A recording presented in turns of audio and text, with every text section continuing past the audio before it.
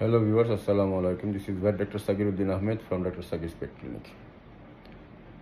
আমি প্রায় পোষা প্রাণীর বিভিন্ন রোগ নিয়ে ব্লগ করি। আজকে যে বিষয় নিয়ে কথা বলবো সেটি হলো ডগের বা কুকুরের কনজেস্টিভ হার্ট ফেলিওর। মানুষের যেমন কনজেস্টিভ হার্ট ফেলিওর হয়, ডগের ক্ষেত্রেও সেরকম হয়ে থাকে।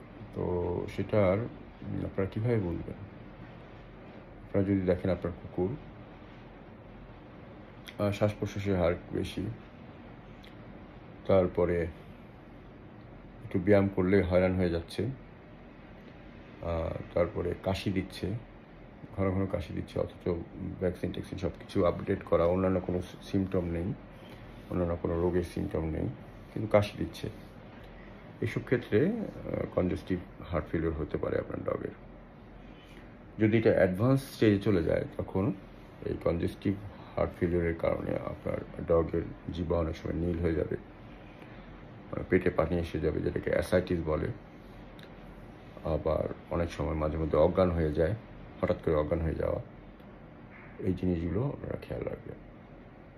কনজেস্টিভ হার্ট ফেলিওর অনেক সময় বয়সের কারণে জন্মগত হয়ে থাকে, বয়সের কারণ বয়স বেড়ে গেলেও হয়।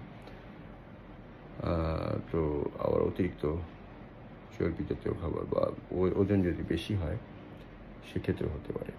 তো এই কনজেস্টিভ হার্ট ফেলিওরের ডায়াগনোসিসের জন্য আপনাদেরকে অবশ্যই একজন অভিজ্ঞ ভেটেরিনারি ডাক্তারের কাছে নিয়ে যেতে হবে। ডাক্তার প্রথমে বিভিন্ন প্রশ্ন জিজ্ঞেস করবে আপনাকে, ক্লিনিক্যাল সাইন সিমটম যেগুলো বললাম কিছুক্ষণ আগে, সেগুলোর ব্যাপারে জানতে চাবে।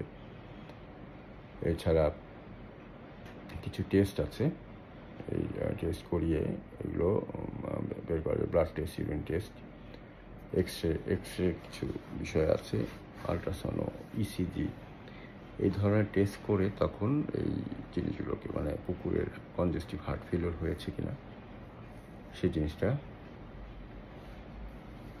ডায়াগনোসিস করতে হয়। তারপর ডায়াগনোসিস হয়ে গেলে তারপর ট্রিটমেন্টটা সাধারণত কিছু ওষুধ আছে, যে ওষুধ দিয়ে হার্টের যে পাম্পিং যেই অ্যাবিলিটি, সেইগুলোর উপর কন্ট্রোল করা যায়। এছাড়া মানুষের যেমন পেসমেকার ব্যবহার হয়, একটু উন্নত দেশি পেসমেকার ব্যবহার করা হয়, কিছু মেডিকেশন আছে, মেডিকেশনের মাধ্যমেও এই কনজেস্টিভ হার্ট ফেলিওরের সমস্যাগুলোকে সমাধান করা যায়। আমাদের দেশে যদিও এখনও পেসমেকার সেট আপ বা এগুলো এখনও চালু হয়নি, কিন্তু মেডিসিনের মাধ্যমে বা ওয়েট কমানোর মাধ্যমে, ফুড রেশনিংয়ের মাধ্যমে, মানে ফুড বেছে বেছে দেওয়ার মাধ্যমে এই জিনিসগুলো কন্ট্রোল করা যায়। তো ভিউয়ার্স, আপনাদের ডগের যদি যে সিমটমগুলো বললাম, যে অল্প ব্যায়ামে হাঁপিয়ে যাওয়া, শ্বাস প্রশ্বাস, কাশি দেওয়া, তারপরে যদি অ্যাডভান্স স্টেজে পেটে পানি চলে আসা, তারপরে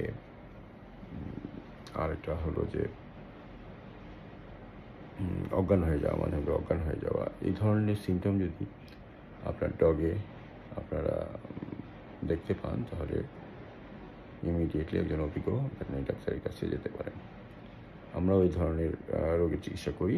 আমি ডক্টর সাগিরুদ্দিন আহমেদ, ডক্টর সাগিস পেট ক্লিনিক থেকে এই ধরনের চিকিৎসা দেওয়া হয়। আমাদের নিচে দেওয়া নাম্বারে যোগাযোগ করে, আমাদের সকাল 8টা থেকে রাত 8টা পর্যন্ত খোলা থাকে, যে কোনো সময়ে এসে আপনারা এটা দেখিয়ে নিয়ে যেতে পারেন।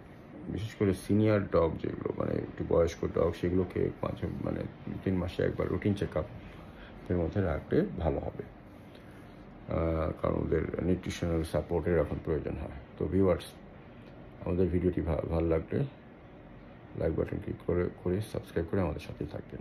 আজকে এই পর্যন্তই।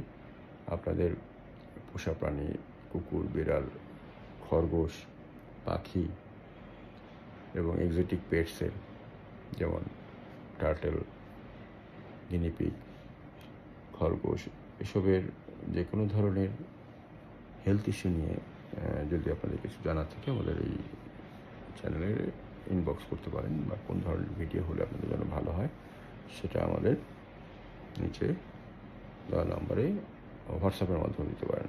আমাদের হোয়াটসঅ্যাপ নাম্বার হলো 019122513112। আমি আবার বলছি, এই হোয়াটসঅ্যাপ নাম্বারে আপনারা শেয়ার করতে পারেন 0191225131 তো ভিউয়ার্স আজকে এই পর্যন্তই ভালো থাকবেন আসসালামু আলাইকুম আল্লাহ হাফিজ